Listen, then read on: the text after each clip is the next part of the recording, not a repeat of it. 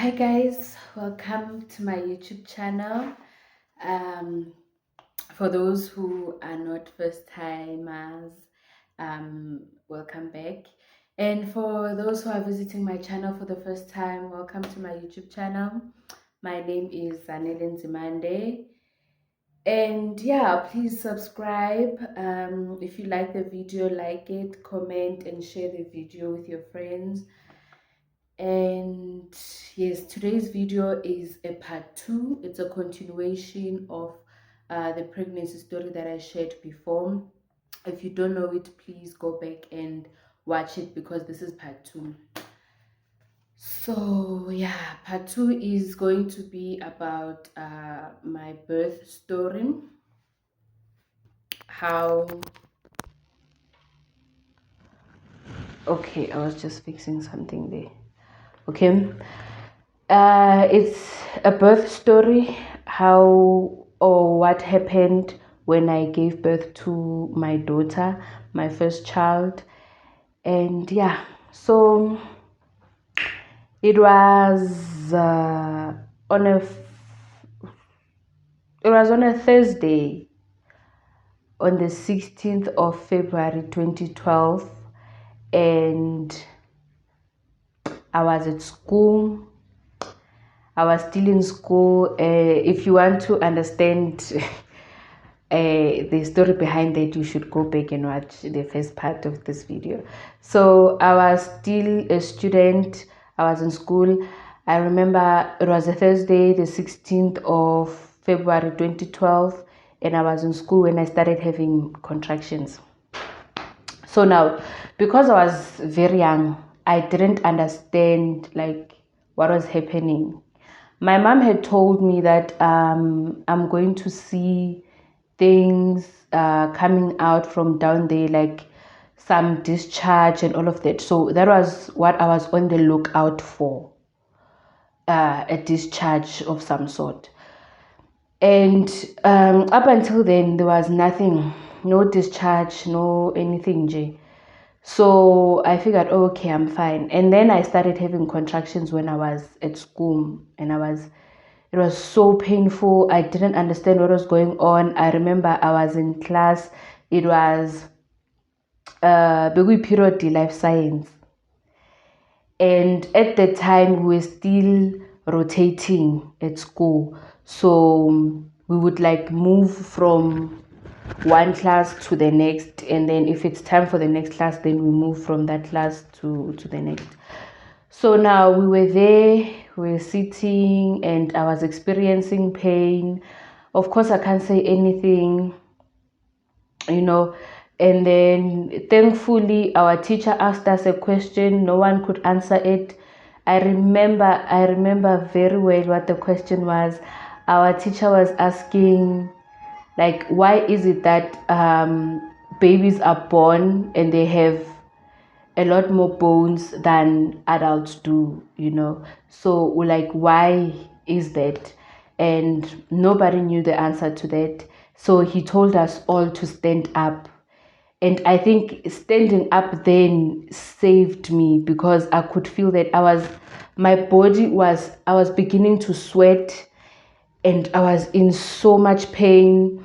And I just felt like maybe if I could get up, go to the toilet. Wait.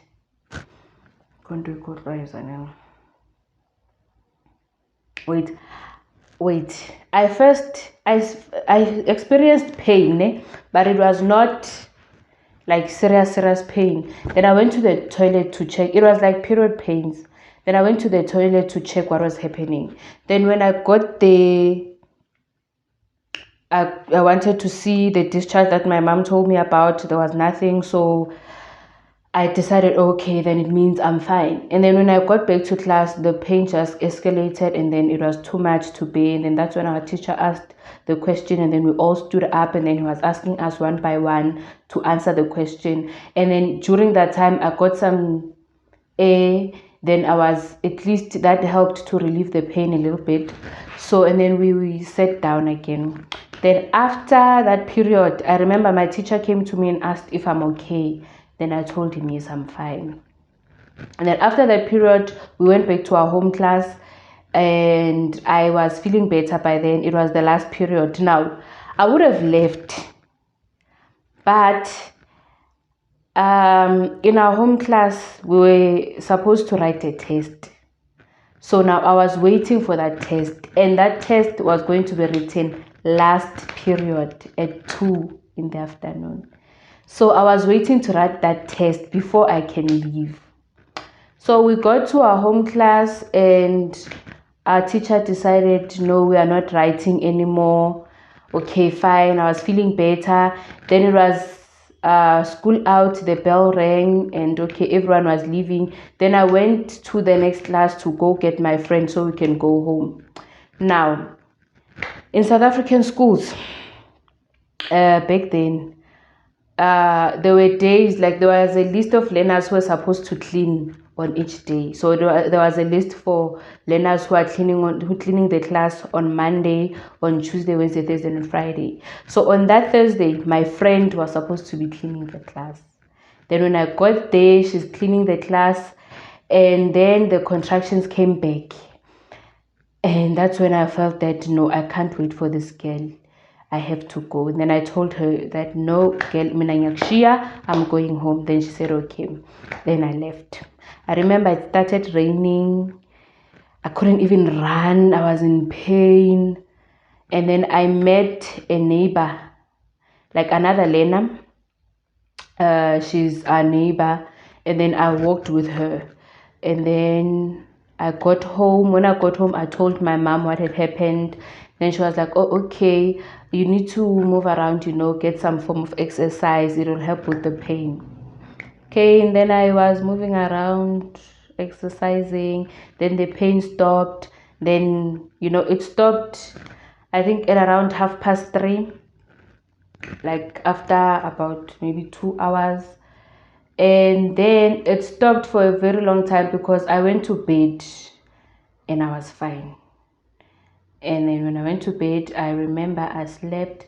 I woke up at, what time was it? I think it was around 2, yes, around 2 a.m. in the morning. That's when I woke up. I felt like I needed to pee. So I went to the toilet. Oh my God, this is going to be a long video. Please forgive me. So I went to the toilet, and then when I got to the toilet, I peed. But I could feel that, no, man, this urine is not coming out where it's supposed to. And then I got up to check. Then when I checked, hebo, it's blood. I'm like, oh my God, what's happening? Then I screamed for my mom. Then she's like, no, come to me. Come, let me see. And I'm like, no, I can't move. Oh, when I wanted to go to her, then I started bleeding again. And then it was just going down my legs. Then I told her, like, Mom, I can't come to you. You have to come to me, because if I go to my mom's bedroom, then the whole floor is just going to be wet with blood. So I told her to come to me. Then she got up. She came to the toilet. She saw that I was bleeding, and then we called for an ambulance. Fetched. In South Africa. Oh my God, I keep saying in South Africa as if. Yeah, but yeah, it is what it is. When you call an ambulance, the ambulance doesn't come like directly to your house. It comes to maybe a school nearby, or a shopping center, or something like that. So my brother had to go and fetch it from our high school where I was attending. Then he went and got the ambulance. They came back. They took me. I went to the hospital.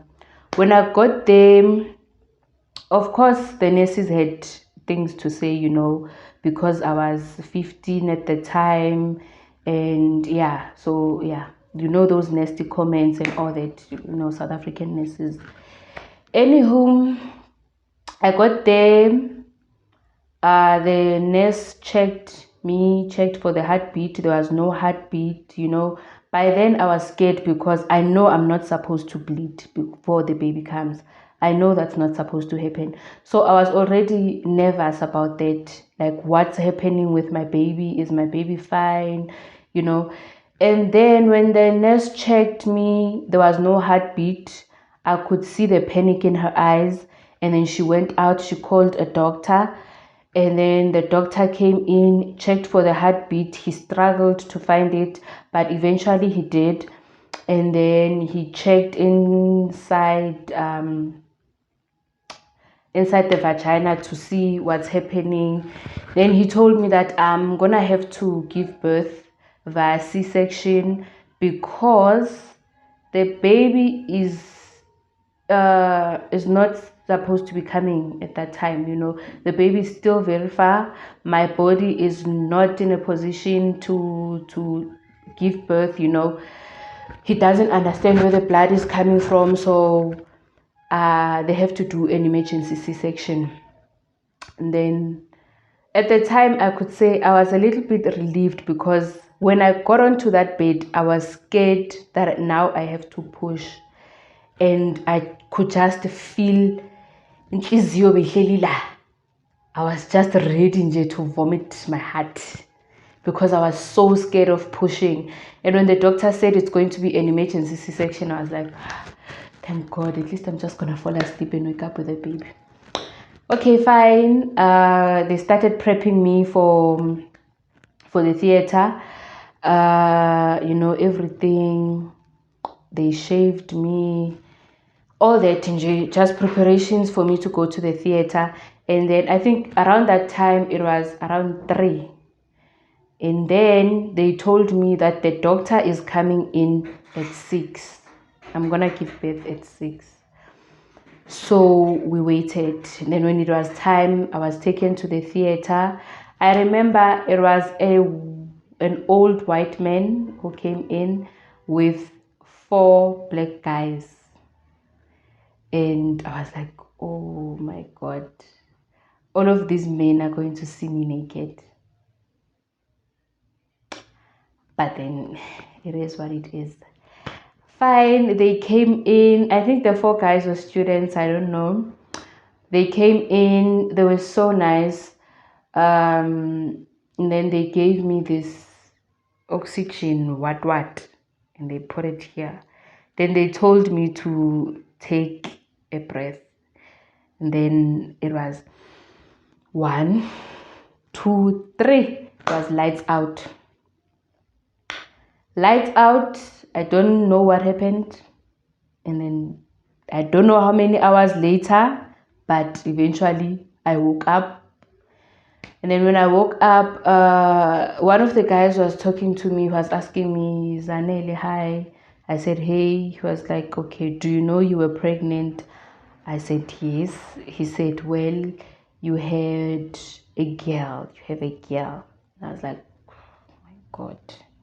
Why a girl? She's going to get pregnant as a teenager like I did and, break my heart like I broke my mom's heart. But anyways. And then I was like, oh, okay. And then they told me that they're taking me to Ward 3. So that's where I'll be staying post-op for recovery. And then, yeah, they took me there. So I kept falling asleep. Then he was busy telling me, no, please don't fall asleep and all that. And I was like, I can't help myself. Like, I just sleep. So I kept falling asleep, and then we got to Ward 3, the recovery ward, and then they moved me to my new bed. Then I was supposed to stay there like that, like facing upwards, lying facing upwards for 24 hours. When I was there, okay, it was fine because I could feel that my body is just too heavy for me to even do anything. Fine, I stayed like that until visiting hours. Then my mom came. But before my mom came, I was surprised because, okay, fine, I had a baby, it's a girl. And then when I see other patients coming in from theater, they come in with their babies, and I didn't have my daughter there with me. Then I asked one of the nurses to say, like, why don't I have my child with me? Then she told me that no, your child is in ward 2. Like, oh, okay, okay. Then when my mom arrived, I explained to her that my daughter is in ward 2. I don't know why, I don't know how. Like, the nurse didn't explain anything to me. She just told me that my daughter is in ward 2. Okay, fine. I had blood still on my legs, so my mom took a cloth, and then she wiped all the blood, and yeah, she cleaned me up. Then she was supposed to come back the next day with light food, easy to digest type of food. Then she came back the next day. The next day, that's when they took out the urine thing. Bayibizani, i-catheter or yini yona leyo. Bayikhipha, and then they told us ukuthi we can start moving around. Yeah. So I got up, I walked a little bit, and then I came back to bed. Then I got up again to go take a shower. Then I came back to bed again. And my mom came no, before my mom came, the nurses told me to go and check on my daughter in ward 2. Then I went there. When I got there, oh my God. So ward 2 was a premature baby ward, like babies born before that time. So now when I go there, they have this tag that they put on your hand. It matches your baby's tag. So now when I got them, I have to check like every baby. And oh my God, from the beginning, when you walk in, there are babies who were born at like 5 months, I think, that still in incubators. And I think for me at that age, that was a little bit traumatizing, because like, they were so tiny. They had so many tubes attached to their nose, to their brains, nje everywhere, to their mouth. Nje, they had tubes everywhere. And I was so scared that my baby is also, one of them.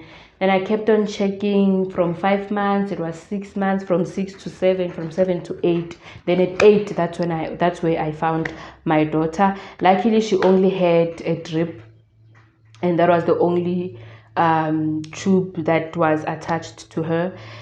And yeah, I was so thankful to God for that. And yeah, that's when I saw her. She cried, and then I took her, I breastfed her, and then she fell asleep. Then I put her back in her bed, and then I went back to my ward. Then when I got to my ward, it was time for visitors. My mom came to see me. She had brought a few things, and yeah, she left. Then I was left there again. Then I went to check on my daughter. Then I came back. Following day, woke up, ate breakfast, took my medication, went to check on my baby, and then they told me that she's going to be discharged on that day. Of which the same day, because I had her on a Friday, and then this was Sunday. Now they had explained to me that when they took her out, she immediately pooped, and it was blood. Meaning, I don't know whether she ingested blood or there was something wrong with her internally, but she just pooped and it was just blood. So that is why they took her to ward 2. And initially when she got there, she was in the ICU for a few hours, and then later on she was stable. Then she was out of the ICU. Then when I came in and I breastfed her, like, she kept on pooping blood, but it was becoming less and less over time. Then when I came in and breastfed her, that's when the blood stopped. And when I kept coming, there was no blood anymore in her stools, so she was fine. Then they said they're ready to discharge her. Okay, fine. When visitors came, that's when we are supposed to leave. My mom came. Oh, things that happened on that day.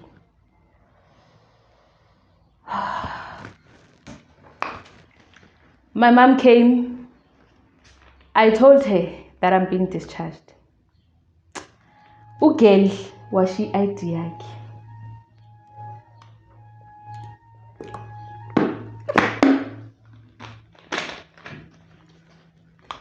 Then she had to go back home to fetch her ID book, then come back. Okay, she came back in time. They signed everything. When I was supposed to take, I dressed my daughter and everything. We were ready to go. When it was time for me to take her card, sister, the baby that was discharged before me, they took my daughter's card. And now I'm left with their baby's card. So now they have to get a new card and start afresh and fill it and everything, put in the information, give me the card. Then I went to my ward to be discharged in my ward. I was discharged. Then the nurse there was supposed to write my ID number in my daughter's card.